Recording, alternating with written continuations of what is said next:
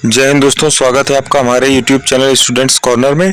दोस्तों, इससे पहले की कक्षा में हम लोगों ने मौर्यकालीन समाज का अध्ययन कंप्लीट किया था और इसके बाद में आज से हमारा प्रारंभ हो रहा है दास प्रथा। अगर आपने इससे पहले की वीडियो नहीं देखी है दोस्तों, तो हमारी हिस्ट्री नाम की प्लेलिस्ट में जाकर के, हिस्ट्री नाम के फोल्डर में जाकर के आप सभी वीडियो सीक्वेंस से लगी है देख सकते हैं दोस्तों। तो चलिए शुरू करते हैं आज की क्लास दास प्रथा से। मौर्यकालीन समाज में दास प्रथा दोस्तों विद्यमान थी, नहीं विद्यमान थी, इस मत में दोस्तों थोड़ा सा विद्वानों में मतभेद है। जैसे कि यूनानी विद्वानों का मानना है, जैसे मेगास्थनीज, और अन्य यूनानी विद्वानों का मानना है, जैसे डायोडोरस, एरियन व स्ट्रेबो की अवधारणा थी कि मौर्यकालीन समाज में दास प्रथा प्रचलित नहीं थी। मेगास्थनीज के अनुसार भारत में सभी स्वतंत्र और समान है, इनमें से कोई भी दास नहीं है।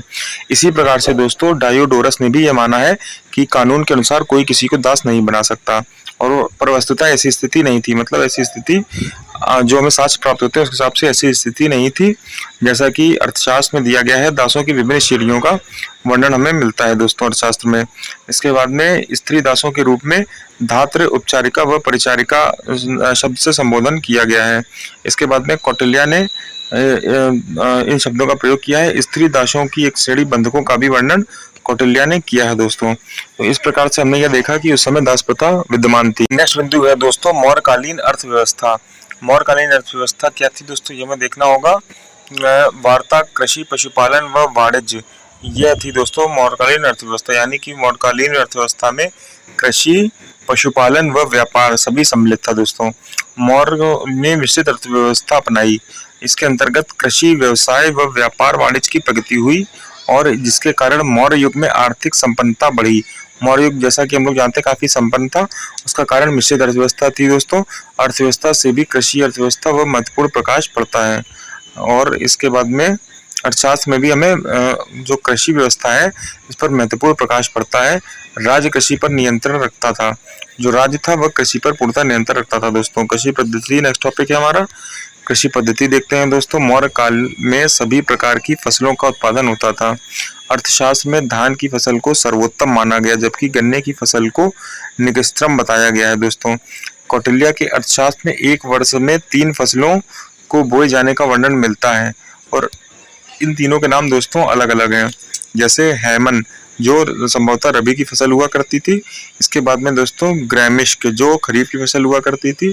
इसी प्रकार से नेक्स्ट है केदार जो जायद की फसल हुआ करती थी, जायद। ठीक है दोस्तों, इस प्रकार से यह उस समय की शब्दावली मानी जाती है।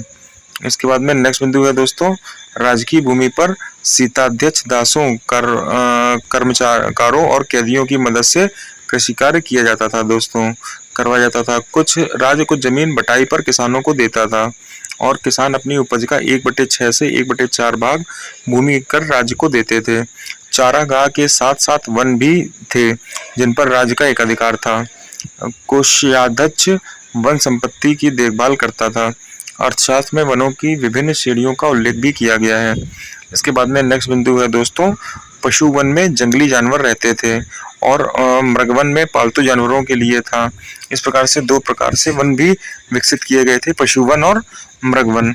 नेक्स्ट बिंदु है द्रव्यवन में आर्थिक महत्व वाले लकड़ी, खान इत्यादि होते थे। यहाँ पर सिर्फ लकड़ियां होती थी, और वो भी आर्थिक महत्व वाली।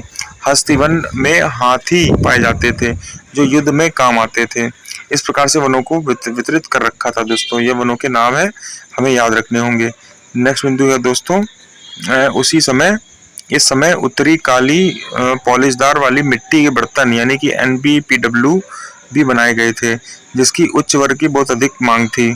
उच्च वर्ग में इसकी बहुत अधिक मांग थी। इस समय के भवनों में पक्की ईंटों का उपयोग किया गया है।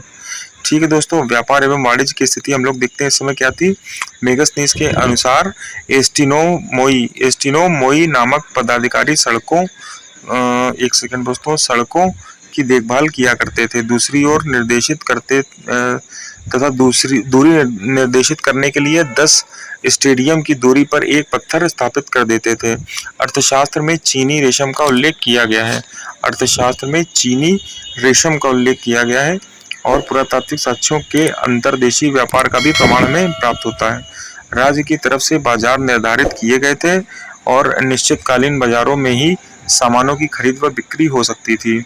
जैसे एक निश्चित सामान होता था कि जैसे निश्चित सामान के लिए निश्चित बाजार, उसी में हम लोग खरीद और बेच सकते थे।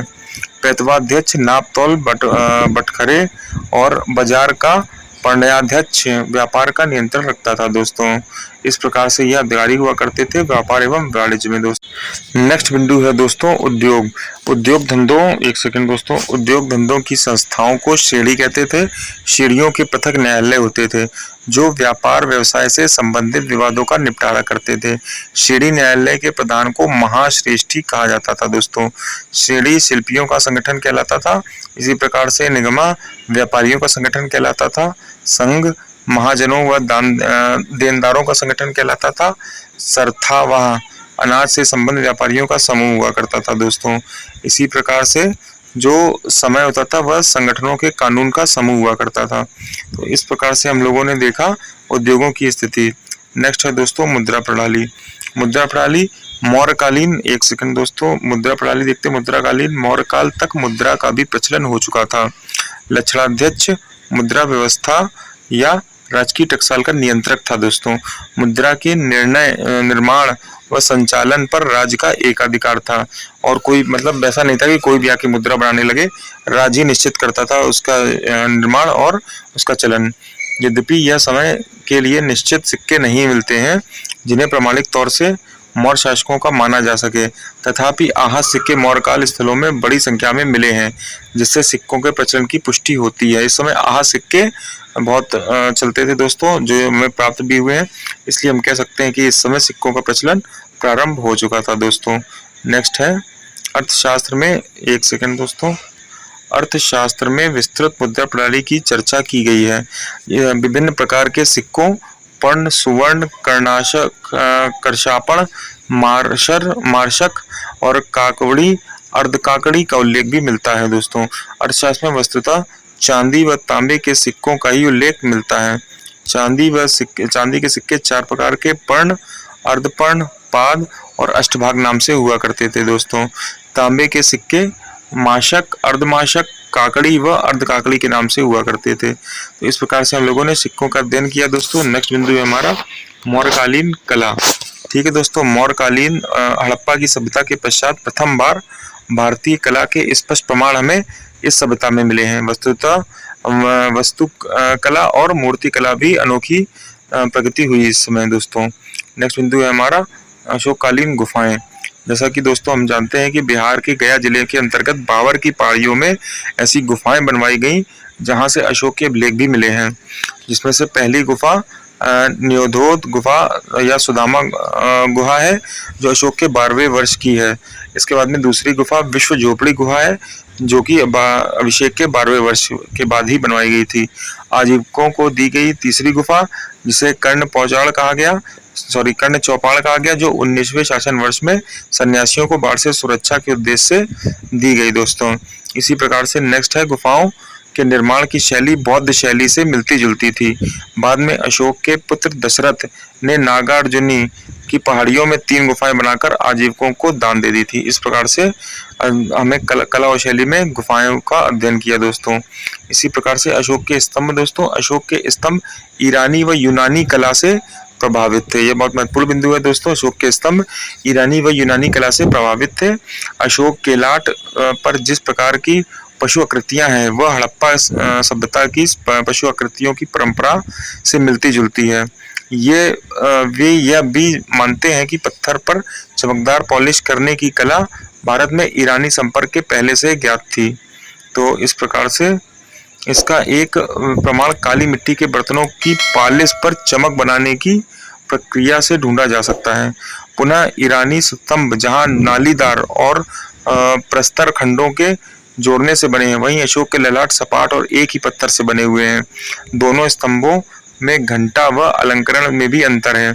इसका मतलब ये है दोस्तों, जो ईरानी हमें स्तंभ प्राप्त हुए हैं वो कई स्तंभों को जोड़कर बने हैं और यह नाली हुआ करती थी इसमें, और लेकिन जो अशोक के स्तंभ हुआ करते थे वह एक ही पत्थर के बने हुए, पत्थर को काटकर तराश कर बनाया जाता था और इसमें नालियां ना होकर के पॉलिश करी जाती थी दोस्तों।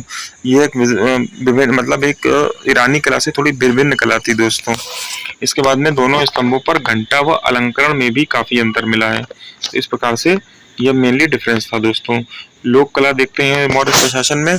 मौर्यकालीन मूर्तियों में विशेष उल्लेखनीय परखम यानी मथुरा से प्राप्त, यक्ष की मूर्ति पटना से प्राप्त, यक्ष की 2 मूर्तियां दीदारगंज से प्राप्त, चमार धारणी यक्ष की मूर्ति चामर धारणी यक्ष की मूर्ति और लोहानीपुर से प्राप्त नग्न तीर्थंकर की मूर्ति और बेसनगर से मिली यक्षी प्रतिमाएं हैं दोस्तों। इसी प्रकार से दीदारगंज की यक्षी मौर्यकालीन मूर्तिकला की सर्वोत्तम कृति मानी जाती है। समूचे विश्व में इसके समकक्ष अन्य कोई भी मूर्ति हमें नहीं प्राप्त होती है। तो ये हमने देखा लोक कला दोस्तों। नेक्स्ट है धार्मिक अवस्था। यज्ञ व बलि की प्रथा का अब भी प्रचलित थी और विभिन्न संस्कारों के पालन, वर्ण व आश्रम व्यवस्था का पवित्रता को बनाए रखने के लिए बल दिया गया है। ठीक है दोस्तों। अर्थशास्त्र में देवताध्यक्ष नामक पदाधिकारी का उल्लेख मिलता है जो मंदिरों और देवताओं की देखभाल करता था। मंदिरों में पूजा, उत्सव व मेले लगा करते थे। देवताओं के सहयोगियों के रूप में यक्ष, यक्षों की भी पूजा होती थी। भूत प्रेत और जादू मंत्र का भी प्रभाव था। वृक्ष पूजा व नाम पूजा भी प्रचलित थी दोस्तों। नाग पूजा भी प्रचलित थी दोस्तों। इस प्रकार से हमें उस समय का आर्थिक धार्मिक अवस्था देखी दोस्तों। इसके बाद में धार्मिक अवस्था में जैन धर्म दोस्तों हमें देखते हैं। मौर्य काल में अशोक के पूर्व जैन धर्म एक प्रभावी धर्म था।